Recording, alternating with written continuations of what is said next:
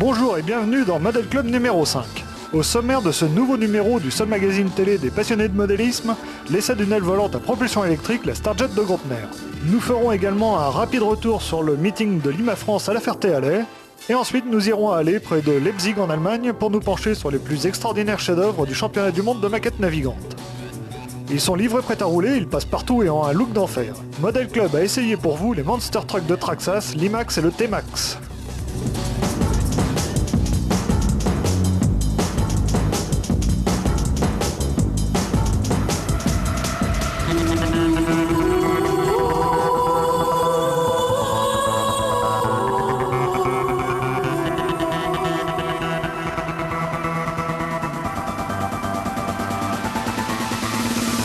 Surfant sur la vague actuelle des modèles à la fois économiques et vite construits à propulsion électrique, la firme allemande Graupner, qui a toujours été à la pointe dans ce genre de motorisation, nous a concocté une aile volante qui a un petit air de chasseur galactique genre guerre des étoiles. Mais la Starjet est bien en vente dès aujourd'hui sur notre bonne vieille terre et Model Club l'a testé pour vous. Bonjour, nous avons le plaisir de vous présenter la Starjet de chez Graupner. Ce modèle est entièrement en polystyrène expansé, ce qui a permis d'obtenir des formes tout à fait originales. Et d'autre part, ce modèle est doté de qualités exceptionnelles en vol, comme vous pourrez le constater plus tard. Le kit contient les 4 éléments qui composent l'aile principale, la verrière et les 2 dérives. Le montage en est très rapide et peut s'effectuer en quelques heures. L'équipement embarqué est constitué d'un récepteur, d'un variateur 35 ampères et de 2 micro-servos. Ce modèle est équipé de 2 moteurs électriques tournant très rapidement et d'une batterie de 2400 mAh, permettant une durée de vol d'environ 7 minutes, voire un peu plus en réduisant les gaz de temps à autre. Voici l'intérieur de la Starjet, la batterie de propulsion, le variateur qui permet de contrôler le régime des moteurs et le récepteur qui reçoit les ordres de la radio.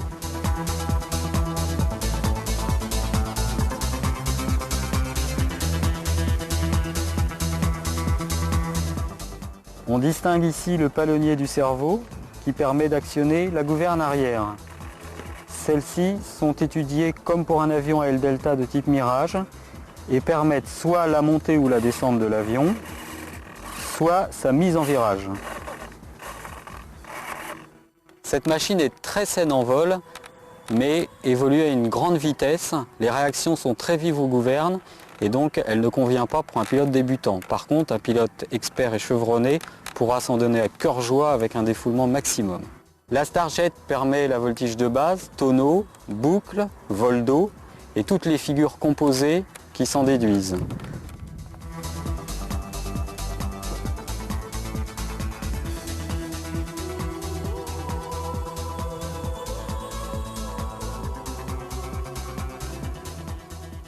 La Starjet peut être équipée au choix par l'un des 2 sets de propulsion proposés en option par Graupner. Nous vous présentons ici la version compétition dotée de ces 2 moteurs Speed 480 car la version Eco dotée de 2 Speed 400 pour AQ 7 à 8 éléments nous a semblé un peu poussive, bien que sans doute plus accessible en termes de pilotage. En revanche, dopée par l'AQ 10 éléments, un GM Racing boosté qui apporte un supplément de puissance et d'autonomie non négligeable vis-à-vis d'un pack standard, la Starjet se montre très rapide et particulièrement démonstrative dans les figures ascendantes. Grâce à ses formes aérodynamiques, le modèle pénètre aussi très bien dans le vent, assez fort le jour de nos essais. Dans ces conditions, enchaîner les boucles, les tonneaux simples ou à 4 facettes, les vols d'eau et les inversés ne posent absolument aucun problème. En revanche, l'absence de gouverne de dérive interdit d'effectuer des renversements et il est inutile de songer à effectuer de beaux virages lents, mais ce n'est pas son domaine de vol et l'on aura plus de plaisir à évoluer dans le plan vertical tant que les accus le permettront. La Starjet mesure 1,20 m d'envergure pour une surface alaire de 40 décimètres carrés, sa masse allant de 1200 à 1500 grammes. Comme tous les Delta, en phase d'atterrissage aux grands angles et moteurs coupés, la Starjet ne fait pas preuve d'une grande finesse. Il faudra donc veiller à ne pas prendre une pente d'approche trop douce si l'on veut se poser devant soi. En l'absence d'un train d'atterrissage, la Starjet se pose sur le ventre, le dessous du fuselage étant protégé par un sabot en plastique qui remplit fort bien son usage. D'ailleurs, globalement, malgré sa structure en polystyrène, le modèle fait preuve d'une exceptionnelle solidité. Et à l'issue de ce test, le verdict de notre essayeur est vraiment sans appel. Ah, moi je trouve ça vole très bien. Je trouve ça super. À l'extrême opposé du modélisme de loisirs tel qu'il se pratique dans tous les clubs avec des Starjet par exemple, les petits gros que l'on voit tous les ans au meeting de l'IMA France de la Ferté-Alais sont de véritables pièces exceptionnelles que l'on rencontre rarement ailleurs que dans les grands meetings. Dans ce numéro de Model Club, nous avons donc décidé de revenir sur quelques-unes des maquettes des avions de 14-18 présentes à ce grand rendez-vous, à commencer par ce classique parmi les classiques, le Fokker DR-1 triplan, célèbre monture du baron von Richthofen. Pour certains, réaliser un tel modèle réduit n'est que la dernière étape à franchir avant de s'attaquer à la réalisation d'un véritable avion de construction amateur, ce que certains modélistes ont d'ailleurs déjà concrétisé. Il faut dire que ce Fokker serait déjà bien assez gros pour faire voler un enfant, même ne sachant pas piloter puisque télécommandé du sol. Heureusement, cela est formellement interdit par la réglementation de l'aviation civile, définissant dans sa grande sagesse les aéromodèles comme étant des aéronefs sans personne à bord.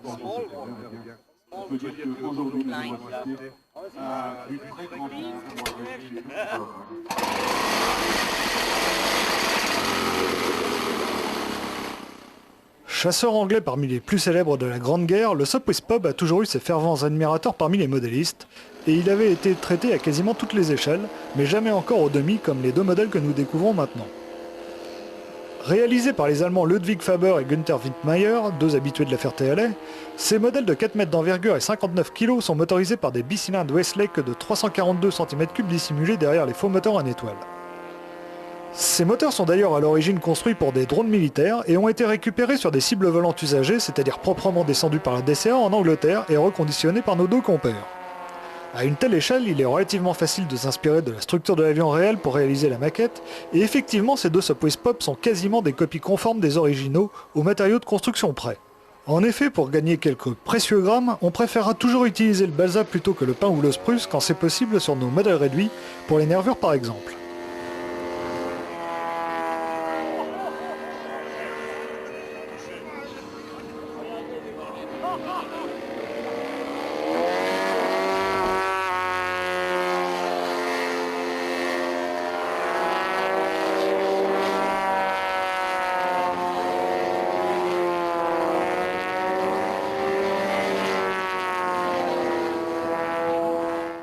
Quant aux fumigènes, pas très réalistes c'est certain, ils étaient spectaculairement opaques et très appréciés du public.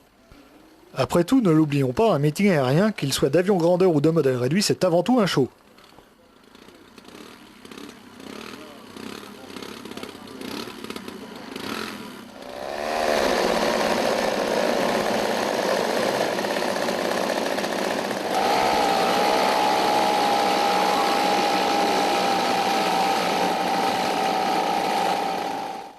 Cependant, le modélisme a un avantage certain, c'est qu'il permet de faire revivre des avions disparus comme ce monumental Zeppelin Staaken, et voilà justement l'occasion de faire un peu d'histoire.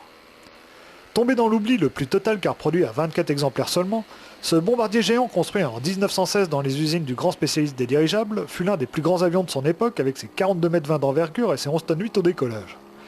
Doté de 7 membres d'équipage, capable de voler à l'altitude maximale de 4220 mètres durant 10 heures à la vitesse de 135 km/h, il avait donc un rayon d'action suffisant pour aller bombarder Londres, mais ne fut en fait utilisé qu'un petit nombre de fois, connaissant pas mal de problèmes techniques qui écourtèrent plusieurs de ses missions.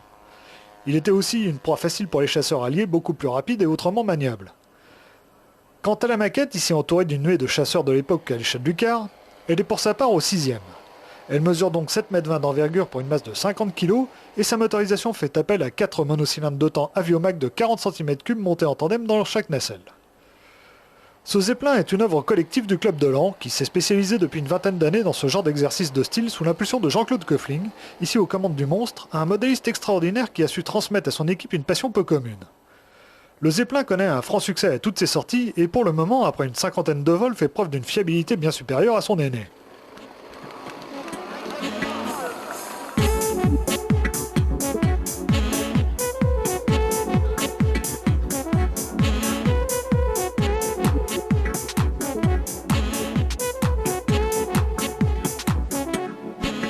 Changeons d'époque, mais restons dans le domaine des avions mythiques avec les racers des années folles du Thomson Trophy. Ce Weddell Williams Gilmore Red Lion à l'échelle du demi est le dernier bébé d'un jeune modéliste de la région parisienne qui n'en est pas à son coup d'essai, Pascal Madieu. 4,10 m d'envergure, 50 kg, un moteur aéro de 200 cm3 caché sous le capot, voilà résumé en quelques chiffres une maquette assez exceptionnelle, unique en Europe.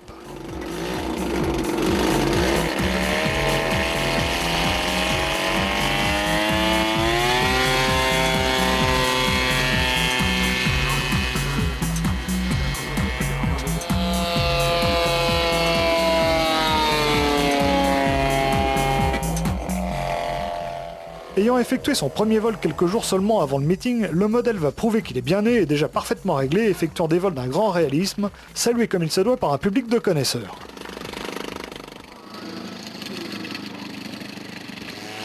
Voilà un avion que tout le monde aura reconnu. Il s'agit en effet du fameux JBR-1R2, alias tonneau volant de sinistre réputation, reproduit ici à l'échelle 1,5 par l'un des tout meilleurs modélistes français, membre fondateur de Lima France, Pierre Ferrand. Construit avec un fuselage en tube d'acier soudé à l'image de la réplique échelle 1 récente de l'américain Delmar Benjamin, que l'on a d'ailleurs pu voir ici même à la Ferté-Alais au meeting de Pentecôte, cette maquette extraordinaire vole réellement à la perfection comme vous pouvez le constater.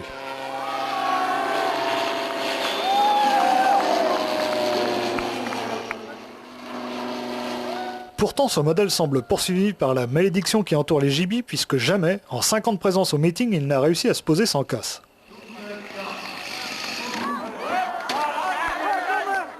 Encore une fois, après ce malheureux capotage, Pierre va donc patiemment réparer son modèle cet hiver, et nous le reverrons, c'est certain, l'an prochain pour de nouvelles aventures.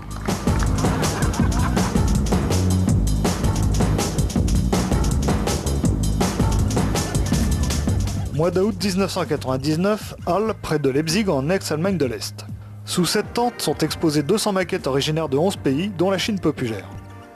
Sans aucun doute la plus extraordinaire des collections de bateaux jamais réunies, voilà ce que les juges de la puissante Fédération internationale de modélisme naval, Naviga, eurent à se mettre sous la loupe durant le dernier championnat du monde de maquettes navigantes du XXe siècle.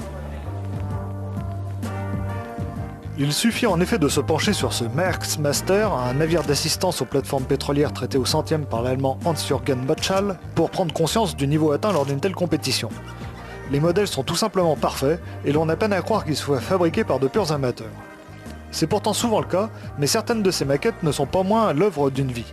Imaginez-vous bien que pour réaliser un tel modèle en partant d'un simple plan de chantier naval, il faut quelques milliers d'heures, pas mal d'outillage, et surtout une expérience de construction colossale. Plus simple d'apparence, ce remorqueur Midgard 1 de Klaus Plönus à l'échelle du 1/33e est en fait non seulement une véritable merveille de précision dans les moindres détails de son accastillage, mais aussi un monstre de mécanique de précision.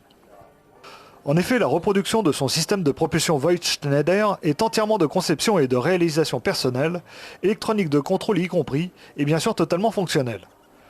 Ce système composé de pales montées en tambour rotatif sous la coque d'un bateau fonctionne un peu sur le principe du plateau cyclique d'une tête de rotor d'hélicoptère et procure une maniabilité incomparable qui justifie sa complexité mécanique sur les remorqueurs de port réel. Le médaillé d'or de la catégorie F2A qui regroupe les navires de moins de 90 cm de long le voici. Il s'agit du porte-container Bor de l'allemand Dirk Hamann, également au centième, et s'il remporte le statique, il doit aussi sa victoire aux 2 très bons parcours de navigation sans faute qu'il va effectuer. Inutile de vous dire qu'aucune des pièces de l'accastillage présent sur le pont de ce bateau, comme des autres maquettes en compétition ici d'ailleurs, n'est issue du commerce, pourtant riche en accessoires en tout genre. Il serait aussi tout à fait saugrenu de penser qu'un kit du commerce aurait la moindre chance sous le regard inquisiteur des juges, qui peuvent rester parfois penchés des heures et des heures à détailler un modèle particulièrement compliqué, document à l'appui.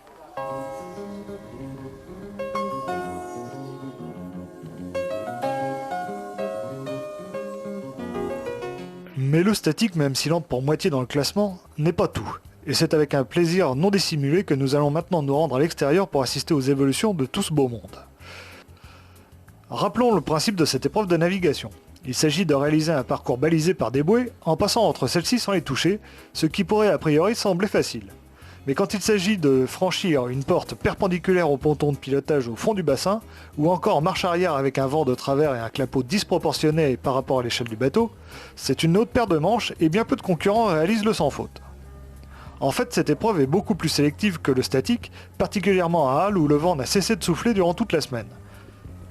À ce petit jeu, les modèles à grande échelle, comme le bateau d'assistance de Stolterra que nous venons de voir ou ce poseur de balises, l'auto-tréplin de l'allemand Sisielski, étaient avantagés.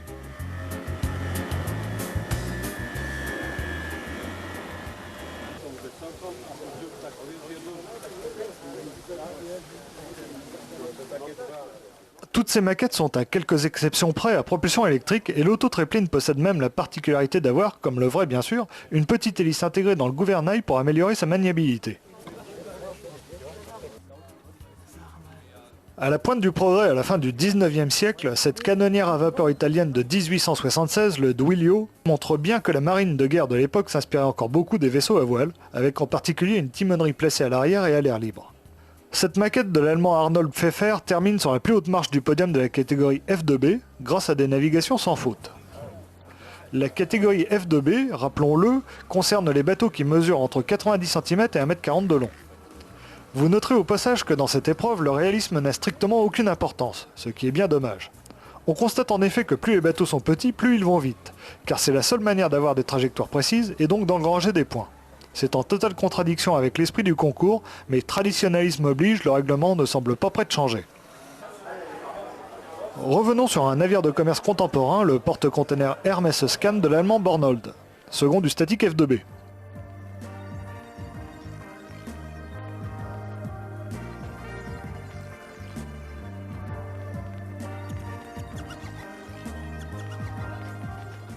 Une finesse de réalisation dans les détails absolument époustouflante que l'on ne mesure bien que quand on a une base de comparaison.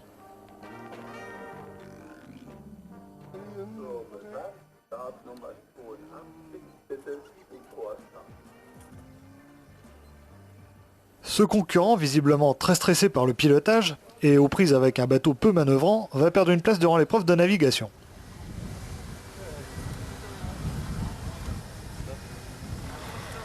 Certes, il peut paraître étonnant de parler de stress quand on voit la vitesse d'évolution de ces bateaux.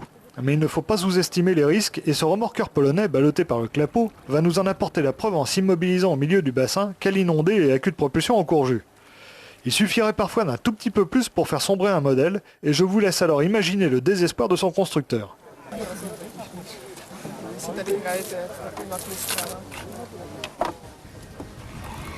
Tenez, par exemple, si un tel chef-d'œuvre allait par le fond, ce serait tout simplement une perte irrécupérable. De l'avis de tous, le Hu Jiulao 3 AO du chinois Liang était en effet le plus extraordinaire de tous les modèles exposés à ce championnat, et encore une fois, il serait bien difficile de discerner le vrai du faux si l'on n'était pas averti que l'on voit ici en gros plan une maquette au 1,75e. Il termine d'ailleurs sans surprise premier du statique avec 99,67 points sur 100. Grosse unité de recherche océanographique, ce bateau possède des superstructures d'une complexité incroyable et il n'y a pas un centimètre carré du pont qui ne soit bourré de détails.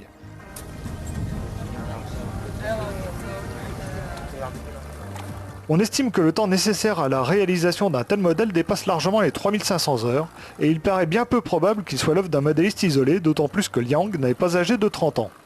Comment aurait-il pu acquérir l'expérience nécessaire à la construction d'un modèle si jeune ? Malheureusement, c'est par avis de tempête sur le bassin, du moins à l'échelle, que vont se dérouler ces parcours, et il va finalement devoir se contenter de la seconde place du classement général aux grandes dames du commissaire politique. Mais dans le fond, tout cela n'est pas bien grave. Peu importe de savoir qu'il l'a construit et qu'il ait gagné, l'important c'est d'être émerveillé par ce que des mains sont capables de faire.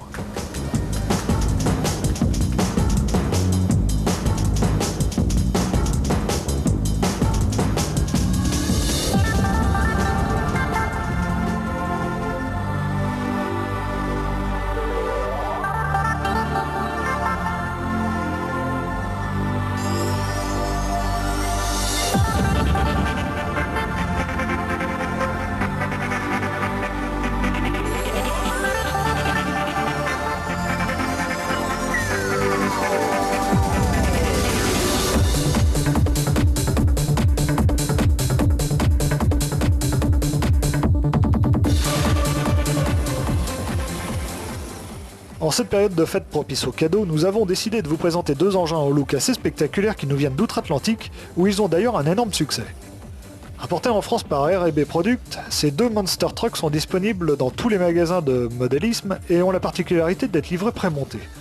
Mais ne vous y trompez pas, leur mécanique extrêmement sophistiquée les différencie très nettement des jouets radiocommandés que l'on trouve en supermarché. En fait, ça n'a même rien à voir. Explication du rédacteur en chef du magazine numéro 1 de la presse spécialisée Auto RCM. Donc voici deux voitures radiocommandées, le T-Max et l'I-Max, fabriquées par Traxas, une firme américano-taïwanaise.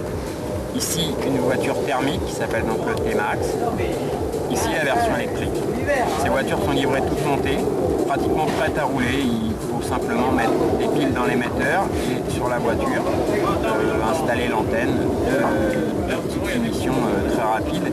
En une dizaine de minutes, on est pratiquement apte à en profiter. Donc voici la radiocommande qui commande ces deux modèles. Elle est pratiquement identique pour les deux. Dans le cadre de la voiture thermique, on dispose d'une marche arrière qui est commandée par le petit interrupteur rouge ici. Dans le cas de la voiture électrique, ce petit interrupteur sert à la boîte de vitesse. La gâchette ici sert à commander les gaz ou les freins, alors que le volant commande bien évidemment la direction. En outre, ces Monster Trucks de Traxxas sont livrés avec des carrosseries prédécoupées et surtout prédécorées, ce qui garantit un look des plus sympas sans être un as de la peinture à l'aérographe. Comme vous pouvez le voir, elles sont réalisées en lexan, un polycarbonate de très haute qualité qui les rend quasiment indestructibles.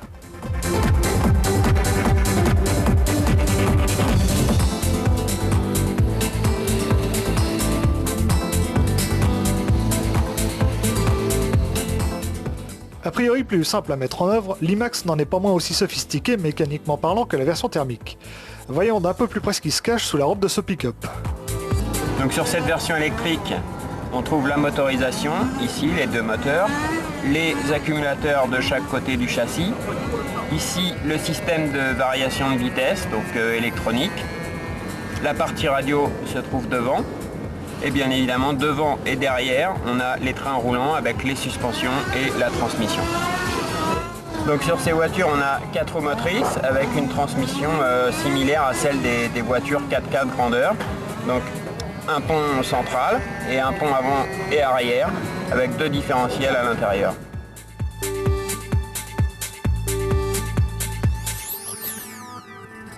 Donc la particularité de ces voitures qu'on appelle Monster Truck, c'est leur suspension, constituée d'un double amortisseur et des débattements très importants qui leur permettent des capacités de franchissement très importantes. Et impossible à faire talonner, même lâché de si haut, l'amortissement est tout simplement exceptionnel.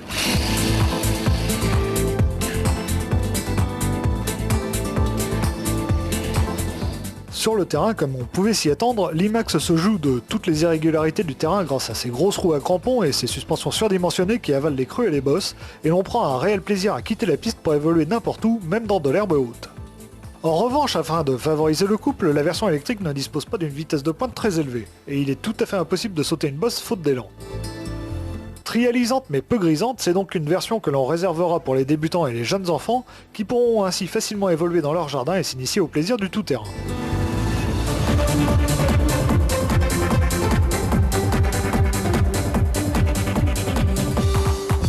Pour les modélistes plus avertis, nous préconiserons plutôt cette version thermique, animée par un 2 temps de 3,5 cm3 fonctionnant au méthanol. Voyons cela de plus près. Donc là on a les amortisseurs, le moteur électrique qui sert de démarreur au moteur thermique, donc le carburateur, la ligne d'échappement. Au centre, la transmission centrale. À l'intérieur, on trouve la boîte de vitesse, le système de marche arrière. Ici, le réservoir. La partie radio est dans la petite boîte, ici et ici. Et devant, on retrouve de nouveau les suspensions. Donc au niveau du réservoir, le bouchon à remplissage rapide.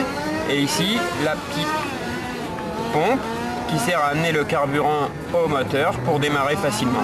C'est-à-dire qu'on appuie plusieurs fois, le carburant va au moteur et ensuite on n'a plus qu'à actionner le démarreur électrique. En effet, le T-Max est livré avec un dispositif de démarrage très astucieux qui facilite grandement la mise en route par rapport au tout-terrain classique.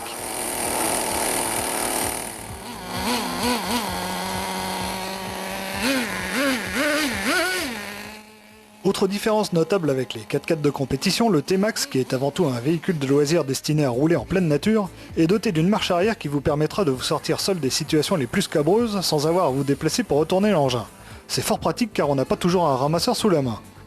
Un freinage efficace et une tenue de cap très satisfaisante caractérisent cet engin dont la prise de roulis en virage est tout de même impressionnante, mais sans conséquence sur la tenue de route. Mais c'est bien évidemment en terrain accidenté que le T-Max révèle toutes ses qualités de franchisseur hors norme. Tout aussi à l'aise que l'Imax hors des pistes, le très net supplément de puissance du 3,5 cm3 permet d'envisager de sauter au-dessus des bosses les plus hautes, ce que nous n'avons pas résisté à faire lors de nos essais sur la superbe piste du centre départemental de modélisme des Marmousets à la Queue-en-Brie dans le Val-de-Marne. Des essais qui nous ont d'ailleurs permis de constater la solidité de l'engin.